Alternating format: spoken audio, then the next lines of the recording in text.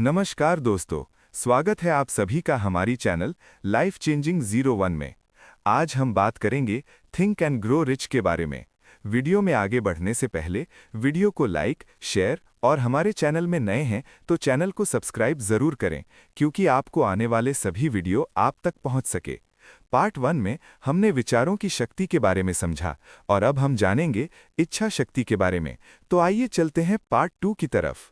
इच्छा शक्ति, सफलता का पहला कदम, दौलतमंद बनने का पहला कदम। जब एडिसन सी बार्न्स उस ऑरेंज यूजेएसएम में मालगाड़ी से उतरा तो उसके दिमाग में ये कतई नहीं आया कि वो सिर्फ एक आगंतुक है, क्योंकि वो एक राजा की तरह महसूस कर रहा था। जब उसने थॉमस एडवा एडिसन के दफ्तर की ओर कदम बढ़ाया तो उसका मन काम पर लग गया था। उसने मिनटों में खुद को एडिसन के सामने खड़ा पाया। उसने ये पाया कि एडिसन उसे जिंदगी भर का जुनून एवं चाहत पूरा करने के लिए अपने साथ काम करने का मौका दे रहा है। बार्न्स की चाहत सिर्फ एक उम्मीद नहीं थी, नहीं सिर्फ एक साधारण सी इच्छा थी, क्योंकि वो इससे भी कहीं ज्यादा थी। ये एक जलती चाहत थी जिसके लिए वो कुछ भी कर गुजरने को तैयार था। सबसे बड़ी बात ये थी कि उसने मन में ये निश्चय कर लिया था कि उसे ये हासिल ही करना है। मतलब उसकी चाहत निर्विवाद थी, उसका उद्देश्य मजबूत था। जब वो एडिसन से मिला तो ये चाहत बार्न्स के लिए नई नहीं थी, क्योंकि ये उसके मन में लंबे समय से सबसे अधिक हावी इच्छा थी। हो सकता है कि शुरुआत में ये चाहत सिर्फ एक इच्छा ही रही हो, पर जब वो एडिसन के सामने खड़ा आया तो वो सिर्फ एक इच्छा मात्र नहीं थी, बल्कि उससे भी कहीं मजबूत थी, कहीं मजबूत थी। कुछ वर्षों बाद वो फिर से उसी दफ्तर में एडिसन के सामने खड़ा आया जहां वो पहली बार मिला था। इस बार उसकी चाहत वास्तविकता में तब्दील हो चुकी थी। वो एडिसन के साथ व्यवसाय करने लगा था। उसके मन में सबसे हावी सपना वास्तविकता में तब्दील हो चुका था। आज जो लोग बार्न्स को जानते हैं और उनसे मिलते हैं, वो बस इसलिए कि उन्हें लगता है कि बार्न्स को भाग्य की बदौलत एडिसन के साथ काम करने का मौका मिला था। असल में उन लोगों ने बार्न्स को सफलता हासिल करने के बाद देखा था। सच कहूं तो उन लोगों ने कभी उसके सफल होने के कारणों पर गौर ही नहीं किया। एडिसन के ऑफिस में काम करते हुए 5 वर्ष बीतने के बाद भी बार्न्स को सफल होने की कोई भी उम्मीद नहीं दिख रही थी। नहीं ऐसा कुछ आया था जिससे वो एडिसन के साथ व्यवसाय में भागीदार हो सके। हर किसी के लिए वो एडिसन के दफ्तर में काम करने वाले सैकड़ों कर्मचारियों में से एक था, पर वो अपने मन में पहले दिन से ही एडिसन के व्यवसाय का पार्टनर बन चुका था। बार्न्स की कहानी एक मजबूत इच्छा शक्ति का बेहतरीन उदाहरण है। बार्न्स सफल इसलिए आया क्योंकि उसके मन में इससे बड़ी चाहत कोई नहीं थी कि उसे सिर्फ एडिसन के साथ काम करना है। उसने इसके लिए एक प्लान बनाया और अपने वो सारे रास्ते बंद कर दिए जिनसे वो पीछे लौटकर वापस जा सके। वो अपनी चाहत के साथ खड़ा रहा जब तक कि उसकी चाहत मन में हावी न हो गई और फिर वास्तविक रूप में न दिख गई। जब वो पहली बार ऑरेंज एडिसन के दफ्तर पहुंचा तो उसके मन में कतई इस तरह के विचार नहीं थे, मैं एडिसन से उसके दफ्तर में काम करने के लिए मौका मांगूंगा। बल्कि उसने ये कहा कि उसे एडिसन के साथ उसके व्यवसाय में साझेदार बनना है। उसने कभी ये नहीं कहा, मैं कुछ महीने यहाँ काम करूंगा, अगर मुझे यहाँ कुछ रोमांचक मौके नहीं मिलते तो मैं छोड़कर कोई और नौकरी की तलाश करूंगा। बल्कि उसने ये बात रखी, मैं कहीं से भी शुरुआत करूंगा, आपके लिए सब कुछ करने को तैयार हूं, जो आप कहेंगे, जब तक कि मुझे आपके साथ व्यवसाय करने का मौका नहीं मिल जाता। उसने ये नहीं बोला, अगर मैं एडिसन के इस संस्थान में असफल हो जाता हूं तो मैं दूसरे मौके की तलाश करूंगा। उसने बोला, मुझे जिंदगी में एक ही चाहत है कि मुझे महान थॉमस एडवा एडिसन के साथ उनके व्यवसाय में भागीदार बनना है। इसलिए मैं पीछे लौटने के सारे रास्ते बंद करके अपने संपूर्ण भविष्य को इसको हासिल करने में लगा दूंगा। सबसे पहली बात है, एक महान योद्धा हुआ करता था जिसे एक बार युद्ध क्षेत्र में विजय पाने के लिए कड़ा निर्णय लेना पड़ा। उसे अपनी सेना को शत्रु के साथ युद्ध पर लड़ने के लिए भेजना था। शत्रु की सेना संख्या में उसकी सेना से बहुत बड़ी थी। उसने अपनी सेना को नावों में बैठाकर नदी के उस पार भेजा और सभी सैनिकों और औजारों के उतरने के बाद उसने सभी नावों को आग लगाने का आदेश दे दिया। फिर युद्ध होने से ठीक पहले उसने अपनी सेना से कहा, आप देख रहे हो सारी नावें जल रही हैं। अगर हम अपने शत्रुओं को मार नहीं देते तो अब हमारे पास वापस लौटने का कोई जरिया नहीं है। अब हमारे पास सिर्फ एक ही उपाय है, या तो मिट जाओ या फिर अपने शत्रुओं का नाश कर दो। अंत में हुआ यूं कि वे लोग जीत गए। ठीक उसी योद्धा की तरह हर कर्मचारी को वापस लौटने वाली नावें मिटा देनी चाहिए, जला देनी चाहिए। लौटने के सारे दरवाजे बंद कर देने चाहिए और चल पड़ना चाहिए अपनी मंजिल की ओर। जब जीत की चाहत जिंदगी के लिए जरूरी बन जाए तो सफलता निश्चित है। उस भयावह शिकागो शहर में आग में झुलसने के अगले दिन कुछ व्यवसायी शहर की एक गली में खड़े होकर राख बन पड़ी अपनी दुकानों को देख रहे थे। उन्होंने एक सभा आयोजित की जहां वे ये निर्णय ले सकें कि शिकागो शहर को फिर से बनाना चाहिए या फिर देश के किसी अन्य भूभाग में बेहतर आशाप्रद जगह की खोज करनी चाहिए। हर कोई सिर्फ एक ही नतीजे पर पहुंचा कि उन्हें शिकागो शहर छोड़ देना चाहिए और किसी बेहतर जगह की तलाश करनी चाहिए, सिर्फ एक व्यवसायी को छोड़कर। वो व्यवसायी जिसने हारने और फिर से अपना स्टोर बनाने की हिम्मत जुटाई, उसने अपने साथी व्यवसायियों से उंगली दिखाते हुए कहा, देखो मित्रों, मैं ठीक इस जगह पर दुनिया का सबसे बड़ा स्टोर बनाऊंगा। चाहे जितनी दफा ये जल जाए, पर मैं हार नहीं मानूंगा। वो स्टोर बना, यहां तक कि आज भी उस राज्य की राजधानी में वो सबसे ऊंचा भवन खड़ा है। उस समय मार्शल फील्ड के लिए सबसे आसान रास्ता यही था कि वो अन्य व्यवसायियों की तरह उनके साथ शामिल हो जाते। जब उसके साथियों ने बुरी हालातों और धूमिल भविष्य को देखकर वहां से भाग खड़े हुए और आसान रास्ते की ओर बढ़ गए। यही जो अंतर मार्शल फील्ड और अन्य व्यापारियों के बीच था, ठीक यही अंतर एडिसन सी बार्न्स और अन्य उन कायाकल्पियों में था जो एडिसन के दफ्तर में कार्यरत थे। ठीक यही अंतर हर सफल और अन्य असफल कर्मचारियों के बीच होता है। ठीक यही अंतर एक सफल नेता और असफल नेता के बीच होता है। हर इंसान जिसे पैसों की जरूरत है, वो पैसों की इच्छा रखता है। सिर्फ इच्छा रखना आपको धनवान नहीं बना देता। लगातार अमीर बनने की चाहत जब तक जुनून न बन जाए और फिर उसके लिए निश्चित योजना बनाना एवं अमीर बनने के लिए मजबूत प्रतिज्ञा रहना तथा असफल होने पर अपनी योजना पर विश्वास रखना ही हमें अमीर बनने की ओर ले जाता है। इच्छा शक्ति के दम पर अमीर बनने के 6 निश्चित कदम हैं जो आपको आपके सपनों तक पहुंचा सकते हैं। 1. आप जितना धन कमाना चाहते हैं उसे निश्चित कर लें। ये कहना पर्याप्त नहीं है मुझे ढेर सारा पैसा कमाना है। ये राशि बिल्कुल निश्चित होनी चाहिए, जैसे 1 करोड़ रुपए। इसके पीछे एक मनोवैज्ञानिक कारण है जो आपको अगले अध्याय में बताया जाएगा। 2. ये निश्चित कर लें कि इतना धन कमाने के लिए आप क्या कुछ कर गुजरने को तैयार हैं। ऐसा कोई भी नियम नहीं है जिससे बिना कुछ किए ही बहुत कुछ हासिल किया जा सके। 3. एक निश्चित तारीख तय कर लें कि आप कब तक वो धनराशि कमाना चाहते हैं। 4. अपना धन कमाने की इच्छा के लिए एक योजना तैयार कर लें और अभी से शुरुआत कर दें। इससे फर्क नहीं पड़ता कि आप अभी तैयार हैं या नहीं। 5. एक कागज पर साफ तौर पर यह सब लिख लें कि आप कितना धन कमाना चाहते हैं, तारीख, इसके बदले आप क्या कर गुजरने को तैयार हैं और अपनी योजना को भी लिख लें जिसके सहारे आप निश्चित धनराशि कमाने जा रहे हैं। 6. अपने लिखे गए कथन को दिन में 2 बार पढ़ें, एक बार रात में सोने से पहले और एक बार सुबह जागने के बाद। जैसे जैसे आप पढ़ें उसे अपने नज़रों के सामने देखें, महसूस करें और इस बात पर विश्वास करें कि वो निश्चित धनराशि आपको हासिल हो चुकी है। ऊपर समझाए गए 6 निर्देशों का आपको पालन करना है। खास तौर पर आपको 6वां निर्देश कुछ ध्यान से पढ़ना है और उस पर अमल करना है। आप ये शिकायत कर सकते हैं कि खुद को ऐसे कर्मचारी के रूप में कैसे देख सकते हैं जब तक आप उसको सच में हासिल न कर लें। यही तो मजबूत इच्छा शक्ति की जरूरत होती है, मजबूत चाहत की जरूरत होती है। अगर आपको सच में उस धनराशि को पाने की चाहत है और वो आपका जुनून है, तो आपको खुद को एक उस धनराशि को अर्जित कर लेने वाले कर्मचारी के रूप में देखने में कोई कठिनाई नहीं होगी।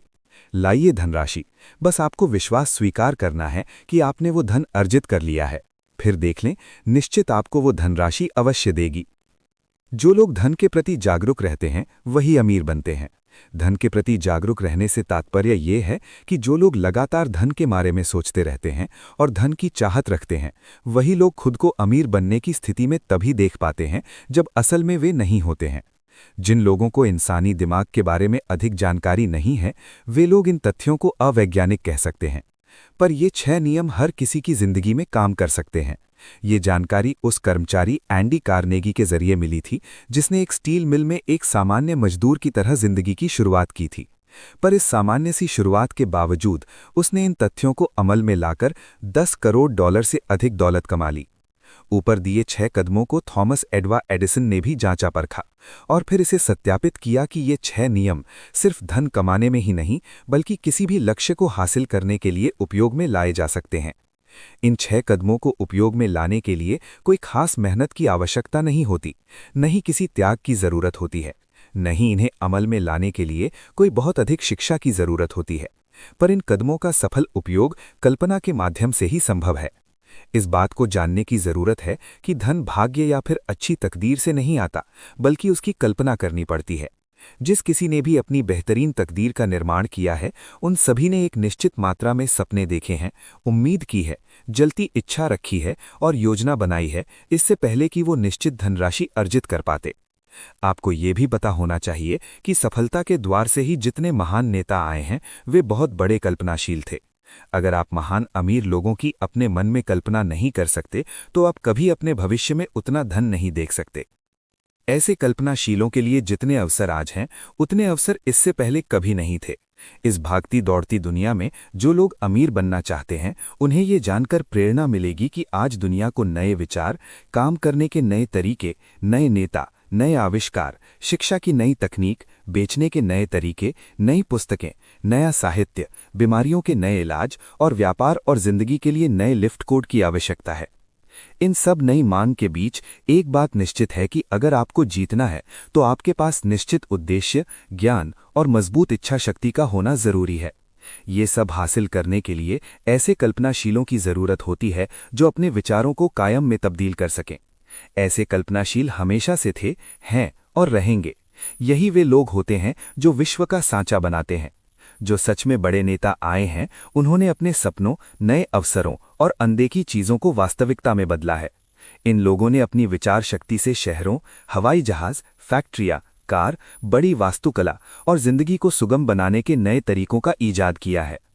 आज सपने देखने वालों में 2 जरूरी विशेषताएं होनी ही चाहिए: सहनशीलता और खुली सोच। जिन लोगों को नवीनता से डर लगता है, उनके सपने शुरू होने से पहले ही दम तोड़ देते हैं। नेताओं के लिए आज से बड़ी समय कभी नहीं आया। आजकल बहुत ही चुस्त मात्रा में व्यापार, आर्थिक और औद्योगिकीकरण को नए सांचे में ढालकर नए तरीके से काम किए जाने का तथ्य है। अगर आप धनवान बनने की योजना बना रहे हैं, तो किसी को अपने सपनों का मजाक मत उड़ाने दीजिए। अगर आप जीतना चाहते हैं, तो आपको उन कर्मचारियों के जीवन को जीना पड़ेगा जिनके भूत में देखे गए सपनों ने सभ्यता को नई ऊंचाइयां दी, वो आकाश दिया जिससे हम लोग इस समाज में मिलजुल कर रह सकें। आपको और हमें आगे बढ़ने को और दुनिया को अपनी प्रतिभा दिखाने का मौका मिला।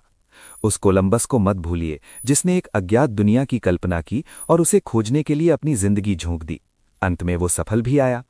कोपरनिकस, एक महान खगोल शास्त्री जिसने दुनिया की बाह्यता की कल्पना की और उसकी खोज कर दी।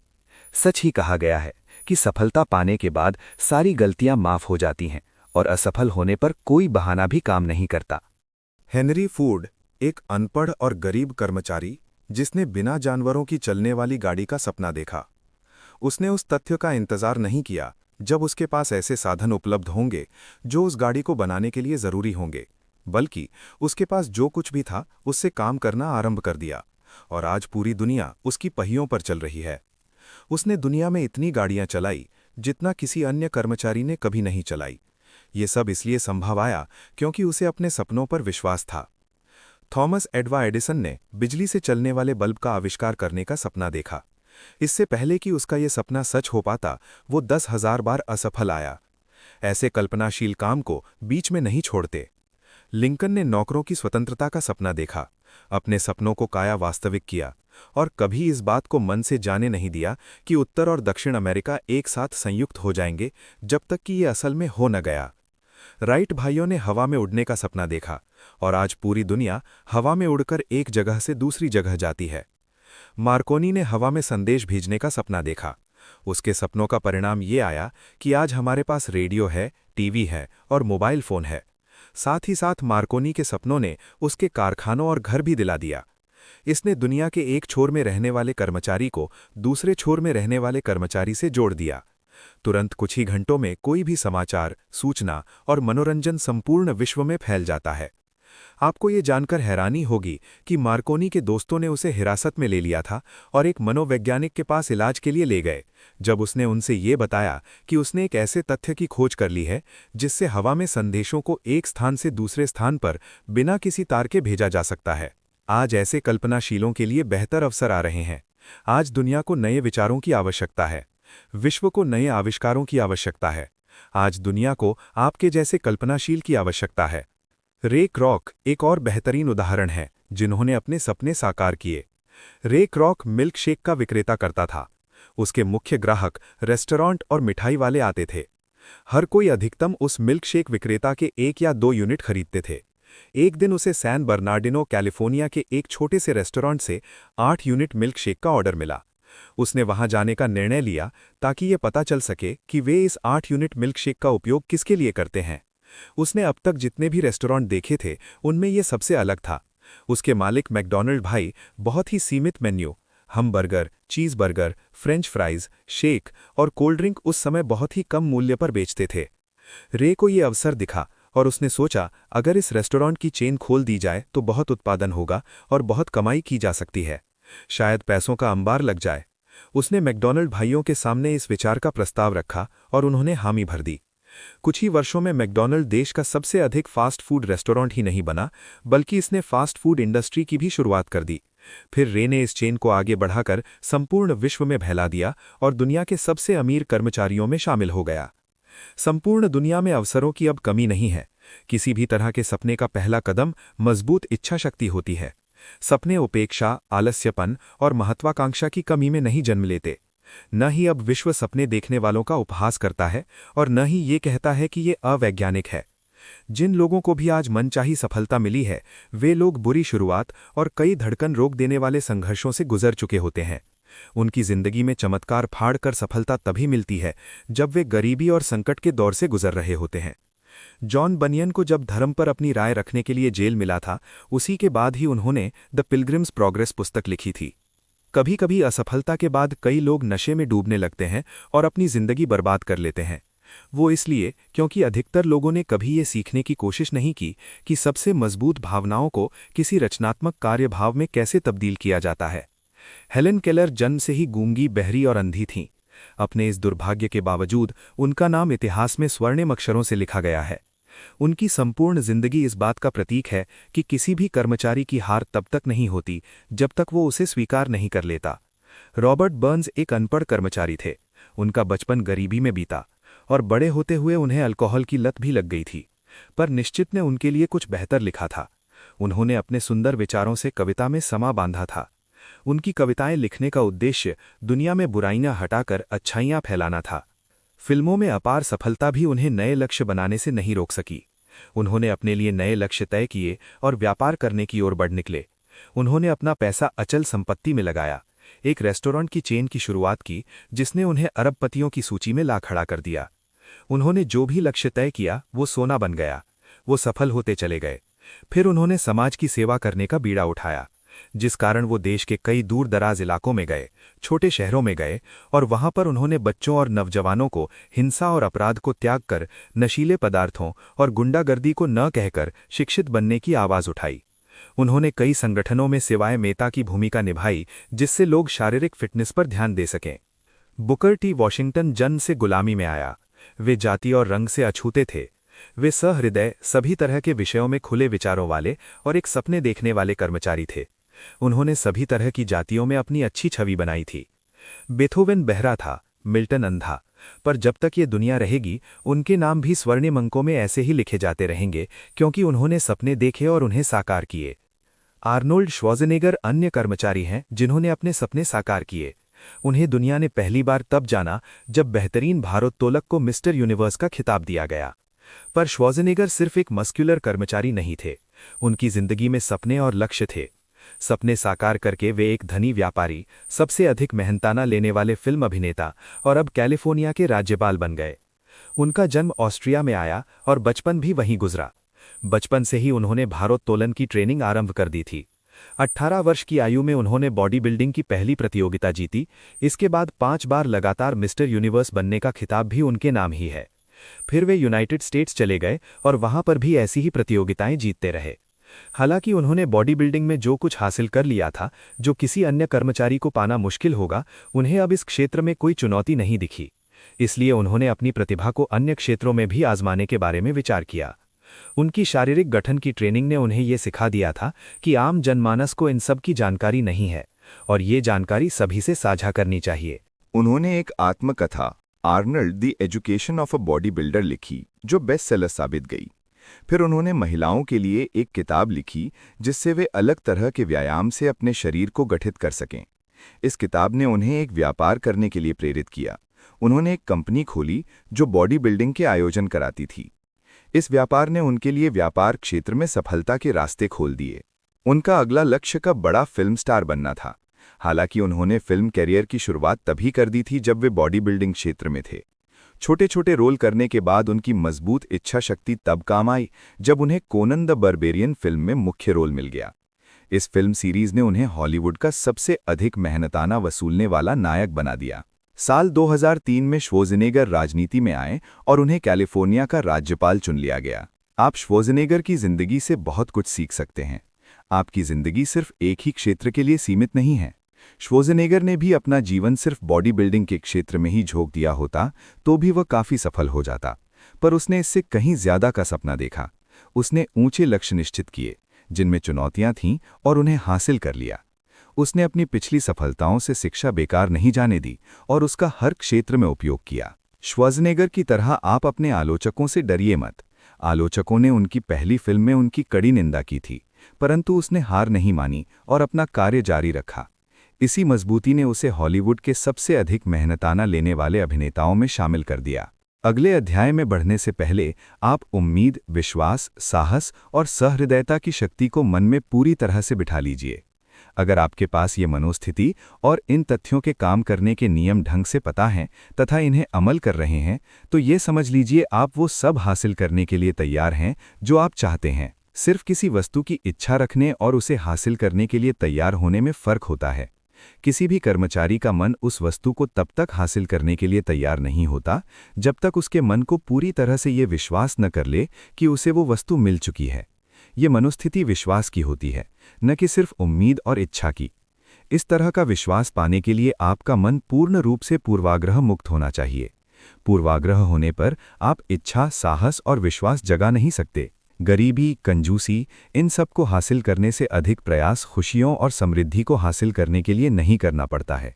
एक महान कवि ने अपनी कविता में सही कहा है, मैंने धन के लिए जीवन से सौदेबाजी की और जिंदगी आपको उससे अधिक नहीं देगी। मैंने शाम को भीख मांगा, फिर मेरे पास आने कुछ सिक्कों को गिनने बैठ गया। जीवन एक ऐसा नियम है, वो आपको वो देता है जो आप मांगते हो, पर एक बार अपनी औकात नाप ली, उसके बदले आपको बहुत काम करना पड़ेगा। मैंने एक नौकर भाड़े पर लिया, सिर्फ ये जानने के लिए वो कितना निराश है। मुझे पता चला कि मैंने ईश्वर से कुछ भी मांगा होता, उसने राजी खुशी से भुगतान कर दिया होता। मेरी के ऐश, जो मेरी के कॉस्मेटिक्स की संस्थापक हैं, उन्होंने अपनी और विश्व भर में अपनी कंपनी के काम करने वाले, जिनकी अब 25,000 की संख्या है, कॉस्मेटिक्स की सफलता का राज आत्मविश्वास बताया। उनका ये करियर साल पहले आरंभ आया था, जब उन्होंने स्टैनली होम प्रोडक्ट्स में काम करना शुरू किया था। उन्होंने कई बार इस बात को स्वीकार किया है कि अपनी इस काम के प्रथम वर्षों में वे सफल नहीं हो पाई थीं और इस काम को छोड़ देना चाहती थीं, पर उनकी सोच तब बदली जब उन्होंने स्टैनली सेल्स का सेमिनार में भाग लिया। उन्होंने बताया, उस वर्षों कंपनी की प्रतियोगिता में खूबसूरत, लंबी और सफल महिला को रानी का खिताब से नवाजा जाना था, और उस वर्षों उस महिला को वो खिताब मिला जिसकी किसी ने उम्मीद नहीं की थी। मैंने निर्णय लिया कि मैं स्टेज पर जाऊंगी और अन्यों से बात करूंगी और उन्हें अगले वर्ष रानी का ये खिताब जीतने का इरादा बताऊंगी। सीमैन बेवरेज मुझ पर हंसे नहीं, बल्कि उन्होंने मेरी आंखों की तरफ देखा और कहा, मुझे भी लगता है कि तुम जीत सकती हो। इन शब्दों ने मेरी जिंदगी में जान डाल दी और अगले वर्ष मुझे रानी का खिताब दिया गया। मैरी के ने इस बात को बताया कि सफलता हासिल करने का पहला कदम ये है कि आप खुद पर विश्वास रखें कि आप योग्य हैं और आप उस सफलता के असली हकदार हैं। उन्होंने अपने एक लेख में कामयाबी हासिल करने के लिए कुछ कदमों का अभ्यास करने के लिए बताया है। वे 4 कदम निम्न हैं। खुद को सफल कर्मचारी के रूप में महसूस कीजिए। हमेशा खुद को सफल कर्मचारी के रूप में देखें। उस कर्मचारी को सोचें जिसके जैसे आप बनना चाहते हैं। हर दिन कुछ तथ्य अकेले बिताइए। आराम से शांत होकर बैठ जाइए, अपनी आंखें बंद कर लीजिए और अपनी चाहत और लक्ष्य पर ध्यान दीजिए। अपने आप को एक नए वातावरण में देखिए जिसकी आप कल्पना करते हैं। खुद को योग्य समझें और आत्मविश्वास से ओत-प्रोत हो जाइए। पिछली सफलताओं को याद कीजिए। हर कामयाबी, चाहे वो छोटी हो या बड़ी, वो ये सिद्ध करती है कि आप योग्य हैं और सफल हो सकते हैं। पिछली सफलताओं को सेलिब्रेट कीजिए और जब भी आप निराश हों, उन कामयाबी को याद कीजिए। लक्ष्य निश्चित करें। साफ तौर पर यह तय कर लें कि आपको क्या चाहिए। इस बात को हमेशा चेक करते रहें और अपने लक्ष्य से कभी विमत ना होइए। जिंदगी के लिए सकारात्मक रवैया रखें। खुद का सकारात्मक चिंतन बनाएं। अपनी जिंदगी, कार्य और निर्णय सभी में विश्वास रखें और सकारात्मक रहें। इच्छा शक्ति से निश्चित नियमों पर भी विजय हासिल की जा सकती है। अब मैं आपको ऐसे व्यक्ति की असामान्य कहानी सुनाने जा रहा हूं, जिससे चमत्कारिक व्यक्ति मैंने आज तक देखा ही नहीं। जिसे मैंने जन्म लेने के कुछ मिनट बाद देखा था। उसके कान नहीं थे। पहले तो डॉक्टरों ने कुछ भी बताने से मना कर दिया, पर जब उन पर दबाव डाला गया तो उन्होंने बताया कि शायद ये बच्चा कभी बोल और सुन ना पाएगा। मैं डॉक्टर के विचार से सहमत नहीं था और मैं ऐसा कर सकता था क्योंकि मैं उस बच्चे का पिता था। मैंने मन ही मन डॉक्टर के विचार को चुनौती दे दी और खुद एक निर्णय ले बैठा कि ईश्वर बिना कान के मेरे बच्चे को इस दुनिया में भेज सकता है, पर वो उसे पूरी जिंदगी इस तरह यातनापूर्ण जीने के लिए विवश नहीं कर सकता। मैंने ये सोच लिया था कि मेरा बेटा सुनेगा भी और बोलेगा भी। ये मुझे नहीं पता था कि ये सब कैसे होगा, पर मैं इस बात पर दृढ़ विश्वास करता था कि जहां चाह है वहां राह है। मुझे महान इमर्सन की बात याद आई। दुनिया की हर वस्तु सिर्फ एक ही बात सिखाती है, वो है विश्वास। हमें सिर्फ विश्वास करके निश्चित के नियमों का पालन करना है। ये हम सभी पर समान रूप से लागू होती है। कभी आंख बंद करके आवाज सुनिए, निश्चित आपको राह जरूर दिखाएगी। वो राह सिर्फ एक ही थी, इच्छा शक्ति। मैंने अपने अंदर ये इच्छा शक्ति जगा ली थी कि मेरा बेटा सारी जिंदगी गूंगा और बहरा तो नहीं रह सकता। मैंने इस इच्छा शक्ति को कभी अपने मन से जाने नहीं दिया, यहां तक कि एक पल के लिए भी नहीं। कुछ वर्षों पहले मैंने लिखा भी था, हमारी सबसे बड़ी बाधा हमारे मन में पड़े विचार ही हैं। अगले ही पल मैंने बिस्तर पर लेटे अपने नवजात शिशु को देखा और ये सोचा कि अगर ये सब सही है तो मेरा बेटा बिना कानों के भी सुन सकता है। मैंने निर्णय कर लिया कि अपने बेटे के मन में कतई ये बात आने ना दूंगा कि वो सुन और बोल नहीं सकता। इसके लिए चाहे मुझे जो भी करना पड़े। मैंने ये प्रतिज्ञा कर ली कि अपने बेटे के मन में बोलने और सुनने की अपनी मजबूत चाहत के बीज रोप दूंगा और वो जरूर एक दिन बिना किसी उपकरण के सुनने और बोलने लगेगा। जब बच्चा थोड़ा सा बड़ा हुआ कि वो मेरे साथ सहयोग कर सके, मैंने अपनी मजबूत इच्छा शक्ति को भी उसके अंदर जगाने की कोशिश करने लगा, ताकि ये चाहत सत्य के रूप में हमारे सामने आ सके। मैं हर रोज उसके कान के पास ये सब बोलता, ताकि मेरे बेटे का मन तिनका भी ये स्वीकार न कर सके कि वो सुन नहीं सकता। जैसे ही वो थोड़ा और बड़ा हुआ, वो आसपास की बस्तियों पर ध्यान देने लगा। हमने ये महसूस किया कि बेशक बहुत कम ही, पर बच्चे को हल्का सा सुनाई तो देता था। जिस उम्र में बच्चे बोलने लगते हैं, वो बोल तो नहीं पाता था, पर वो कुछ आवाज़ों को सुन जरूर लेता था। बस हमें यही चाहिए था। मुझे ये विश्वास हो गया था कि मेरा ये तरीका काम कर रहा है।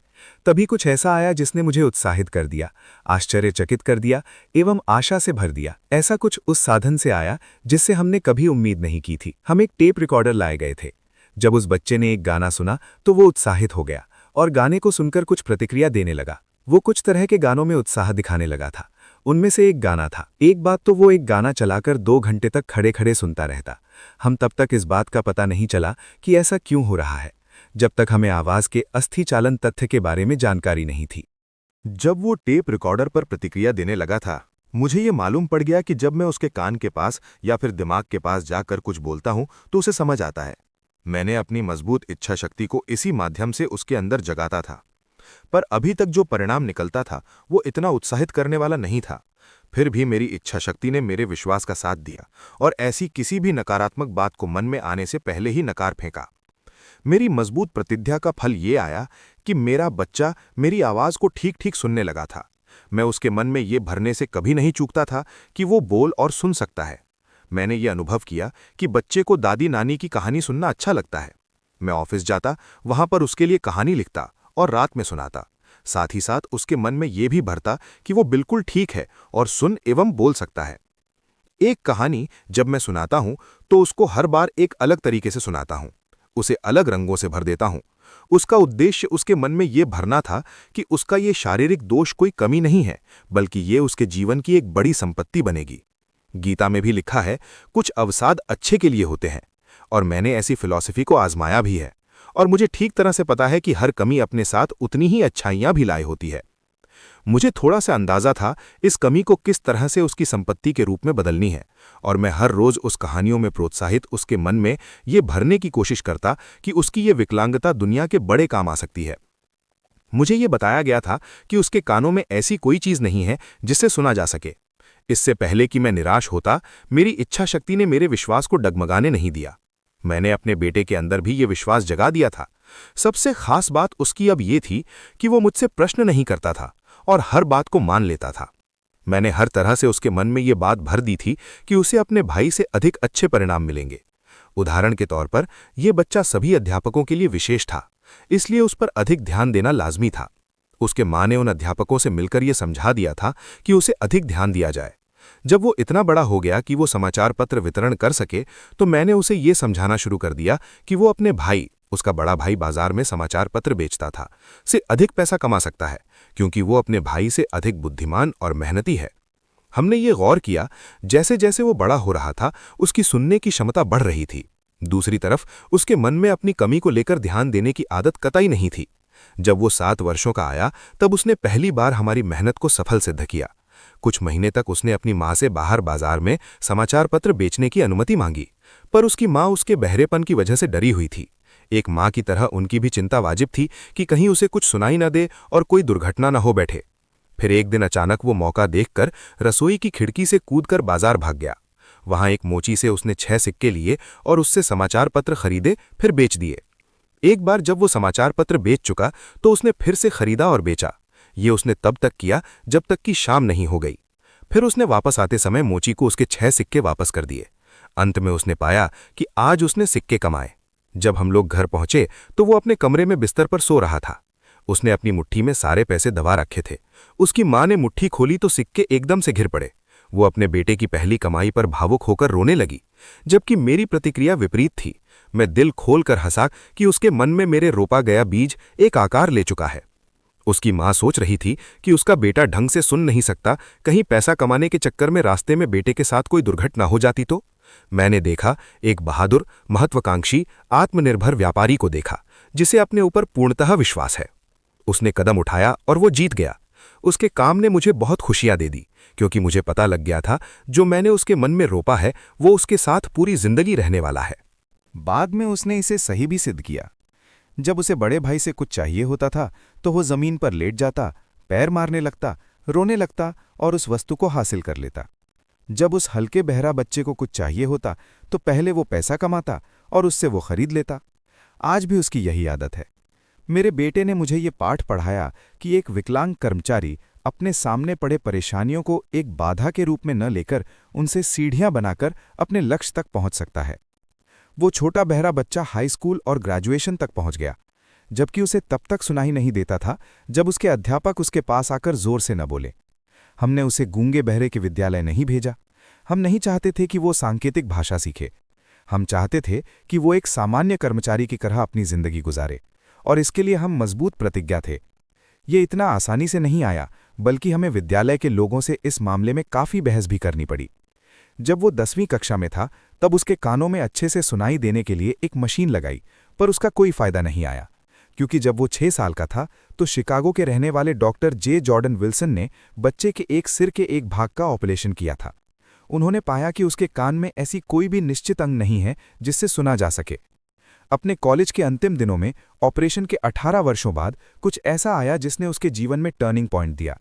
उसे एक ऐसी विद्युतीय मशीन मिल गई जिससे सुनाई देने में आसानी हो, जो उसने ट्रायल के लिए मंगाई थी। उसे उस मशीन उपयोग करने में उतनी दिलचस्पी नहीं थी, क्योंकि उसने ऐसे भी एक मशीन का उपयोग करने की कोशिश की थी, पर सफल न हो पाया था।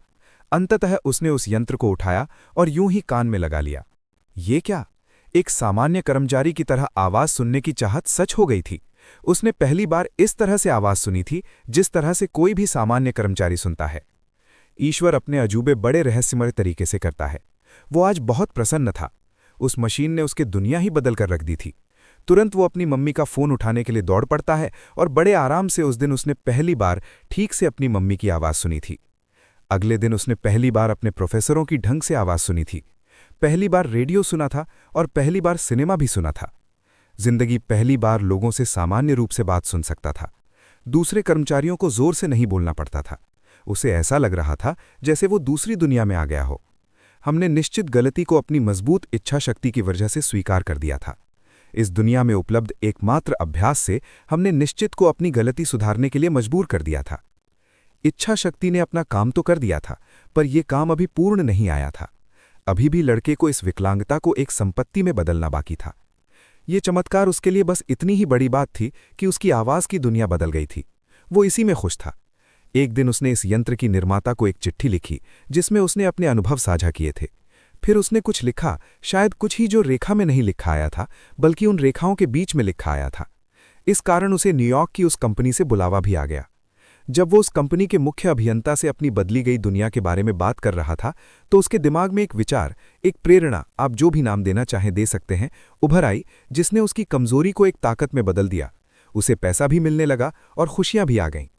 इस विचार का पूरा गठजोड़ ये था, उसने उन लाखों बहरे लोगों की मदद करने की ठानी जो पूरी जिंदगी बहरा बनकर ही काट देते हैं और इन यंत्रों के उपयोग के बारे में जानते नहीं हैं। उसने सोचा अगर उन्हें इन यंत्रों के बारे में पता चल जाए तो उनकी जिंदगी बदल सकती है। उसने अपनी बदली गई जिंदगी के बारे में बताने की ठानी। वो तभी इस निर्णय पर पहुंच गया था कि अब वो पूरी जिंदगी उन लोगों को मदद करने के लिए समर्पित कर देगा। उसने तुरंत कंपनी के मार्केटिंग सिस्टम की जानकारी ली और फिर उसने ये खोजने की कोशिश की कि किस तरह से ऊंचे सुनने वाले कर्मचारियों से बात की जाए और उन तक इन नई खोजी विधियों द्वारा पहुंचा जाए। जब उसने अपना प्लान बना लिया तो उसे प्रेजेंटेशन देने के लिए कंपनी में बुलाया गया। प्रेजेंटेशन प्लान देते वक्त ही उसे 2 वर्षों का अपने एम्बिशन को आगे बढ़ाने के लिए अनुबंधित कर लिया गया। जब वो ऑफिस जा रहा था तो उसके चेहरे पर संतुष्टि के भाव झलक रहे थे। झलकते भी क्यों ना, वो हजारों लोगों की जिंदगी संवारने जा रहा था और थोड़ा बहुत अपना सपना पूरा करने भी। जैसे ही वो हियरिंग एड बनाने वाली कंपनी से जुड़ गया, उसके तुरंत बाद ही उसने मुझे उस कंपनी के गूंगे और बहरे लोगों के लिए लेक्चर सुनने के लिए बुलाया। इस लेक्चर का उद्देश्य ये था कि गूंगे और बहरे कर्मचारियों को सिखाया जा सके कि कैसे आसानी से बोला और सुना जा सकता है। इससे पहले मैंने इस तरह की किसी शिक्षा के बारे में कभी सुना नहीं था, फिर भी संशय और इस बात की उम्मीद करता आया मैं वहां पहुंच गया कि मेरा तथ्य बर्बाद नहीं होगा।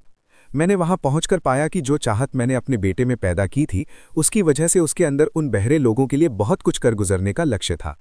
मैंने वहां पर यह पाया कि जिस तथ्य का मैं पिछले 20 वर्षों से उपयोग कर रहा था, उसी के माध्यम से वहां गूंगे और बहरे लोगों को उनके जीवन से आगे निकलने की सलाह दी जा रही थी। अपनी जिंदगी बदलने के बाद से ही मेरा बेटा हैरियर और मैं दोनों लोग उन गूंगे बहरे के लिए लग गए। इसमें निश्चित ही कोई संदेह नहीं है कि अगर हैरियर की मां और मैंने उसके दिमाग को आकार देने की कोशिश न की होती तो वो जीवन भर गूंगा और बहरा बना रहता। जब हैरियर एक बड़ा हो गया था, तब डॉक्टर इरविन वुरहाइस, जो इन सब मामलों के बहुत बड़े विशेषज्ञ थे, वे मेरे बेटे का ढंग से निरीक्षण करने के बाद बहुत आश्चर्यचकित आए कि वो कैसे सुन और बोल सकता है, जबकि शारीरिक रूप से उसे सुनाई देना ही नहीं चाहिए। एक्सरे चिंतन में भी ऐसा कोई चिन्ह नहीं दिखाई दे रहा था जिससे आवाज मस्तक तक पहुंच सके। वो इस बात से आश्चर्यित थे कि वो सुन कैसे पा रहा है। जब मैंने अपने बेटे में इच्छा शक्ति के वे बीज बोए थे कि वो बोल और सुन सकता है, अपनी जिंदगी एक सामान्य इंसान की तरह जी सकता है, तब निश्चित ने कुछ ऐसा किया जिससे बाहरी दुनिया और उसके मस्तक के बीच एक पुल का निर्माण हो सके और वो सुनने के काबिल बन सके। उस बात का पता बड़े बड़े विशेषज्ञ डॉक्टर भी नहीं लगा पा रहे थे। ये मेरे लिए भी ईश्वर के किसी चमत्कार से कम नहीं था। मैं अगर इस बात को पूरी दुनिया के साथ ना साझा करता तो शायद मैं कभी खुद को माफ न कर पाता। इस अनुभव को आप सभी से साझा करके मैं खुद को बहुत खुशकिस्मत मान रहा हूं। ये सब कुछ ऐसे नहीं आया, मुझे इस बात का विश्वास था, क्योंकि इसका भी एक कारण था कि मुझे पता अगर आपके अंदर कोई चाहत हो और उसमें विश्वास हो जाए तो ये इच्छा शक्ति आपको कुछ भी हासिल करा सकती है। मुझे इस बात में कोई संदेह नहीं था कि एक मजबूत इच्छा शक्ति से आप किसी भी चीज को वास्तविकता में जन्म दे सकते हैं। हैरियर ने खुद को एक आम इंसान की तरह सुनने का सपना देखा और उसने वो हासिल कर लिया। उसका जन्म एक अपंग बच्चे की तरह आया था, जो इस बात के लिए काफी था कि बिना किसी चाहत के वो सड़कों पर पेन या कप बेचता नजर आता। अब वही विकलांग बच्चा कई लाखों लोगों की मदद कर रहा था, जिन्हें ऊंचा सुनाई देता है। ये सिर्फ मदद करना ही नहीं था, बल्कि उसे रोजगार भी मिल गया था, जिस वजह से वो आराम पूर्वक पूरी जिंदगी व्यतीत कर सकता था। जो सफ़ेद झूठ में बचपन से उसके मस्तक में भरने की कोशिश कर रहा था कि वो अपनी कमजोरी को अपनी ताकत में बदल सकता है, उसने इस बात को सच सिद्ध कर दिया। दुनिया में ऐसा कुछ भी सही या गलत नहीं है जिसे मजबूत इच्छा शक्ति और विश्वास के जरिए वास्तविकता में तब्दील ना किया जा सके। ये हर किसी पर समान रूप से लागू होता है। ये मेरा सौभाग्य था कि मुझे इच्छा शक्ति को अपने बेटे की कमी को सुधारने के लिए उपयोग किया। इससे अच्छा शायद ही किसी को इतना नज़दीक इस तथ्य का उपयोग करने का मौका मिले। अगर निश्चित इस इच्छा शक्ति के सामने झुक सकती है, तो किसी कर्मचारी या इंसान की क्या औकात है कि वो इस इच्छा शक्ति के सामने समर्पण न करे। यही मस्तक की शक्ति की विशेषता है। हमें ये नहीं पता कि ये कैसे काम करता है। हर कर्मचारी, हर जगह और हर वस्तु के लिए ये तथ्य बिल्कुल अलग तरह से काम करता है। शायद इस बात को विज्ञान सिद्ध कर सके। मैंने अपने बेटे के मन में वो बीज बोए जिससे वो सुन और बोल सके, और ये वास्तविकता में उसने सिद्ध कर दिया। मैंने अपने बेटे के मन में ये सुझाव दिया कि वो अपनी इस कमजोरी को अपनी ताकत बना सकता है, और उसने भी ऐसा कर दिखाया। ऐसे परिणाम किस तरह से आए, इसकी कार्यप्रणाली बताना कोई कठिन काम नहीं है। इस कार्यप्रणाली में 3 बातें हैं। पहली, कि मैंने विश्वास किया अपनी उस इच्छा पर कि वो सामान्य रूप से सुन सकता है, जो मैंने अपने बेटे को बताई। दूसरा, कि मैंने हर उपलब्ध तरीके से अपनी बात को मजबूतीपूर्वक लगातार प्रयास से उस तक पहुंचाई। तीसरा महत्वपूर्ण, उसने मुझ पर विश्वास किया। कई वर्षों बाद मेरे साथ काम करने वाले एक सहयोगी बीमार पड़ गए। उनकी हालत दिन प्रतिदिन बदतर होती जा रही थी। अंत में उन्हें अस्पताल में ऑपरेशन करने के लिए भर्ती कराया गया। जब वे ऑपरेशन थिएटर की तरफ पहियों वाले पलंग पर लेटकर जा रहे थे, तब मैंने उन्हें और देखा और ये सोच में डूब गया कि इतने दुबले पतले और कमजोर कर्मचारी का ऑपरेशन कैसे हो सकता है। क्या ये ऑपरेशन सफल हो भी पाएगा या नहीं? डॉक्टर ने भी हमें ये चेतावनी दे दी थी कि उनका बचकर वापस आने के बहुत कम उम्मीदें हैं। पर यह डॉक्टर की राय थी, ये मरीज की राय कतई नहीं थी। फर्क इससे नहीं पड़ता कि डॉक्टर क्या सोच रहा है, यहां पर फर्क इससे पड़ेगा कि मरीज क्या सोच रहा है। उसने जाते हुए मुझसे कहा, मित्र चिंता मत करो, जल्द ही मैं वापस आऊंगा और आपके साथ काम पर लगूंगा। नर्स ने मेरी तरफ दया भरी नजरों से देखा, परंतु वो मरीज ऑपरेशन के बाद सफलतापूर्वक ठीक होकर आ गया। सब कुछ सही होने के बाद डॉक्टर ने मुझसे बताया, उसकी जीने की चाहत ने उसे बचा लिया। अगर उसकी इच्छा शक्ति ने मौत को मना न किया होता तो शायद वो बचकर वापस न लौट पाता। मैं इच्छा शक्ति में विश्वास करता हूं।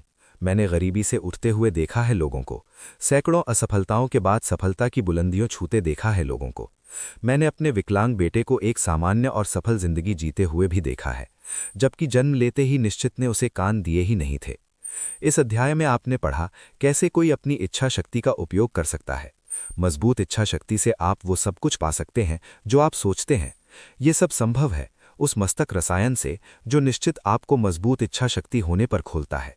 दुनिया में कुछ भी असंभव नहीं है, वो सब कुछ आप पा सकते हैं जो आप सोचते हैं।